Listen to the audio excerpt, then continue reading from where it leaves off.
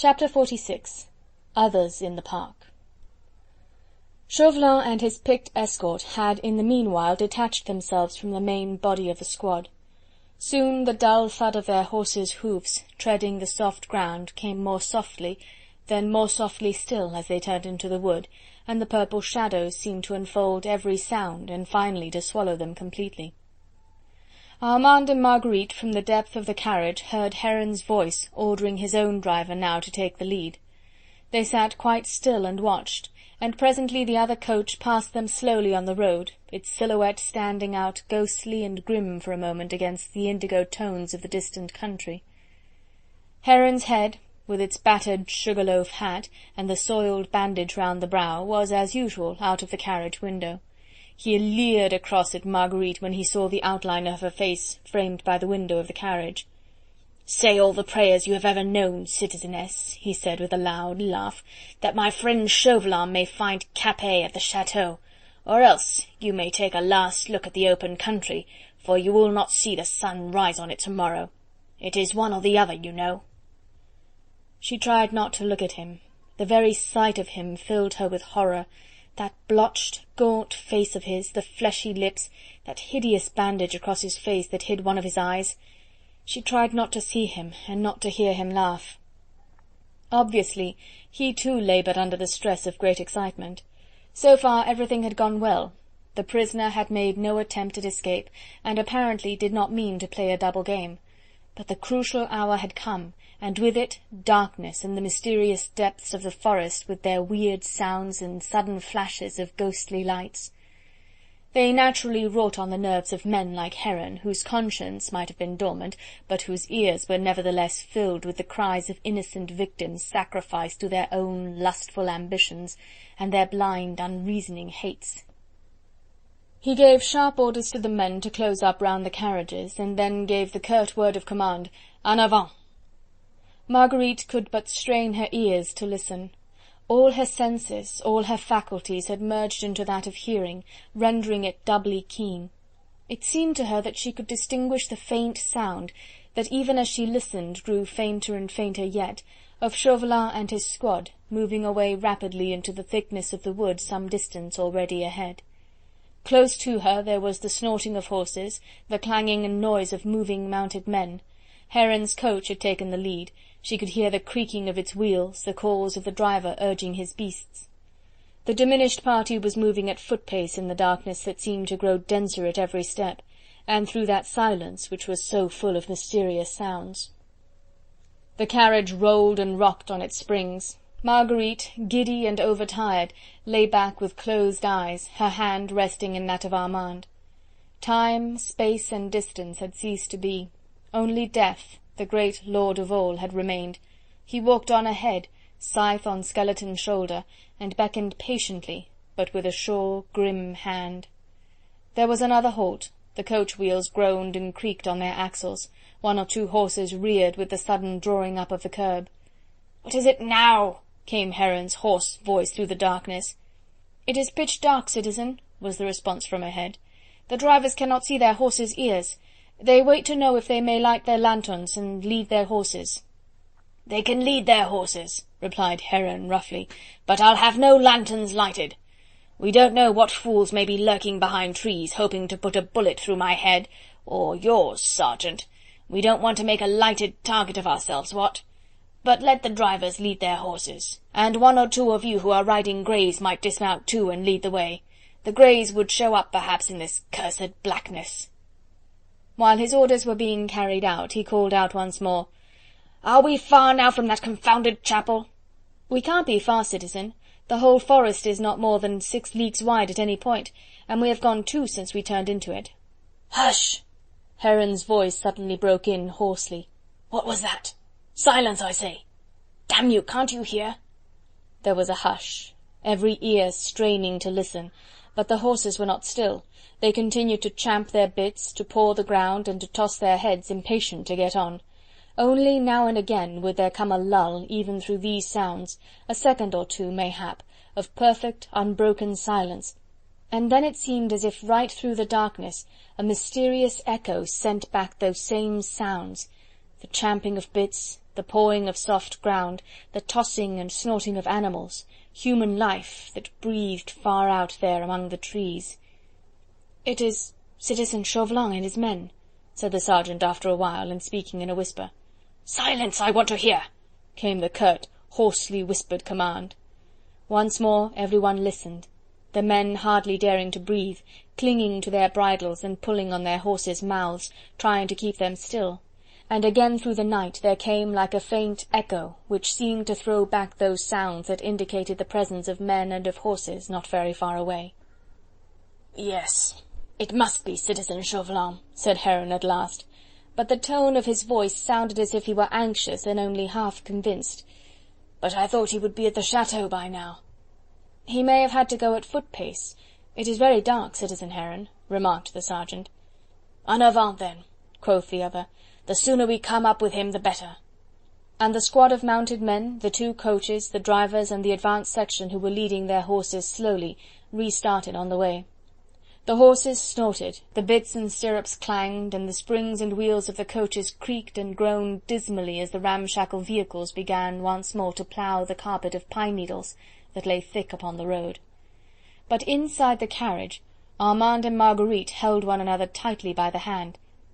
"It is de Batz with his friends," she whispered scarce above her breath. "De Batz?" he asked, vaguely and fearfully, for in the dark he could not see her face, and as he did not understand why she should suddenly be talking of de Batz, he thought with horror that mayhap her prophecy anent herself had come true, and that her mind, wearied and overwrought, had become suddenly unhinged. "Yes, de Batz," she replied. "Percy sent him a message through me to meet him here. I am not mad, Armand," she added more calmly. "Sir Andrew took Percy's letter to de Batz the day that we started from Paris." "Great God!" exclaimed Armand, and instinctively, with a sense of protection, he put his arms round his sister. "Then if Chauvelin or the squad is attacked, if—" "Yes," she said calmly, "if de Batz makes an attack on Chauvelin, or if he reaches the chateau first and tries to defend it, they will shoot us, Armand, and Percy." "But is the Dauphin at the Chateau d'Ourde?" "No, no, I think not." "Then why should Percy have invoked the aid of de Batz, now when—" "I don't know," she murmured helplessly. "Of course, when he wrote the letter he could not guess that they would hold us as hostages. He may have thought that under cover of darkness and of an unexpected attack he might have saved himself had he been alone. But now that you and I are here... Oh, it is all so horrible, and I cannot understand it all." "Hark!" broke in Armand, suddenly gripping her arm more tightly. "Halt!" rang the sergeant's voice through the night. This time there was no mistaking the sound. Already it came from no far distance. It was the sound of a man running and panting, and now and again calling out as he ran. For a moment there was stillness in the very air. The wind itself was hushed between 2 gusts. Even the rain had ceased its incessant pattering. Heron's harsh voice was raised in the stillness. "What is it now?" he demanded. "A runner, citizen," replied the sergeant, "coming through the wood from the right." "From the right?" And the exclamation was accompanied by a volley of oaths. "The direction of the chateau? Chauvelin has been attacked. He is sending a messenger back to me. Sergeant, close up round that coach. Guard your prisoners as you value your life, and—" The rest of his words were drowned in a yell of such violent fury that the horses, already over-nervous and fidgety, reared in mad terror, and the men had the greatest difficulty in holding them in. For a few moments noisy confusion prevailed, until the men could quieten their quivering animals with soft words and gentle pattings. Then the troopers obeyed, closing up round the coach wherein brother and sister sat huddled against one another. One of the men said under his breath, "Oh, but the citizen agent knows how to curse. One day he will break his gullet with the fury of his oaths." In the meanwhile the runner had come nearer, always at the same breathless speed. The next moment he was challenged. "Qui va là?" "A friend," he replied, panting and exhausted. "Where is Citizen Heron?" "Here," came the reply in a voice hoarse with passionate excitement. "Come up, damn you, be quick." "A lantern, citizen," suggested one of the drivers. "No, no, not now. Here, where the devil are we?" "We are close to the chapel on our left, citizen," said the sergeant.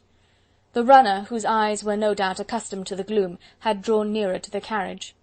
"The gates of the chateau," he said, still somewhat breathlessly, "are just opposite here on the right, citizen. I have just come through them." "Speak up, man. and Heron's voice now sounded as if choked with passion. "Citizen Chauvelin sent you?" "Yes.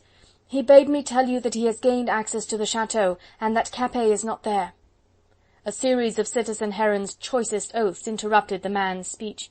Then he was curtly ordered to proceed, and he resumed his report. Citizen Chauvelin rang at the door of the chateau. After a while he was admitted by an old servant, who appeared to be in charge, but the place seemed otherwise absolutely deserted, only what? Go on, what is it?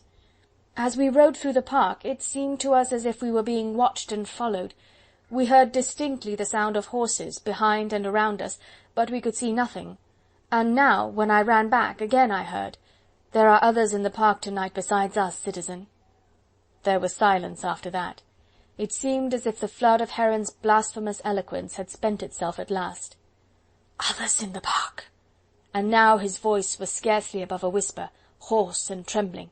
"How many? Could you see?" "No, citizen, we could not see, but there are horsemen lurking round the chateau now.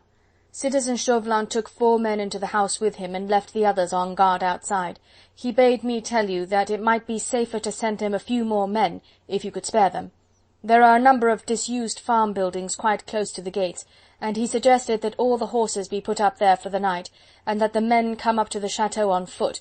It would be quicker and safer, for the darkness is intense." Even while the man spoke, the forest in the distance seemed to wake from its solemn silence. The wind on its wings brought sounds of life and movement, different from the prowling of beasts or the screeching of night-birds. It was the furtive advance of men, the quick whispers of command, of encouragement, of the human animal preparing to attack his kind. But all in the distance still, all muffled, all furtive as yet. "Sergeant!" It was Heron's voice, but it too was subdued and almost calm now. "Can you see the chapel?" "More clearly, citizen," replied the sergeant. "It is on our left, quite a small building, I think." "Then dismount, and walk all round it. See that there are no windows or door in the rear." There was a prolonged silence, during which those distant sounds of men moving, of furtive preparations for attack, struck distinctly through the night. Marguerite and Armand, clinging to one another, not knowing what to think, nor yet what to fear, heard the sounds mingling with those immediately around them, and Marguerite murmured under her breath, "It is de Batz and some of his friends, but what can they do? What can Percy hope for now?" But of Percy she could hear and see nothing. The darkness and the silence had drawn their imperceptible veil between his unseen presence and her own consciousness. She could see the coach in which he was, but Heron's hideous personality, his head with its battered hat and soiled bandage, had seemed to obtrude itself always before her gaze, blotting out from her mind even the knowledge that Percy was there, not 50 yards away from her. So strong did this feeling grow in her, that presently the awful dread seized upon her, that he was no longer there, that he was dead, worn out with fatigue and illness brought on by terrible privations, or if not dead, that he had swooned, that he was unconscious, his spirit absent from his body.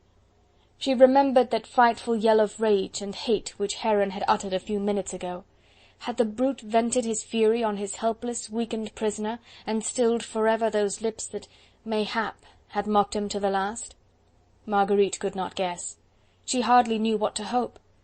Vaguely, when the thought of Percy lying dead beside his enemy floated through her aching brain, she was almost conscious of a sense of relief at the thought that at least he would be spared the pain of the final, inevitable cataclysm. End of chapter 46.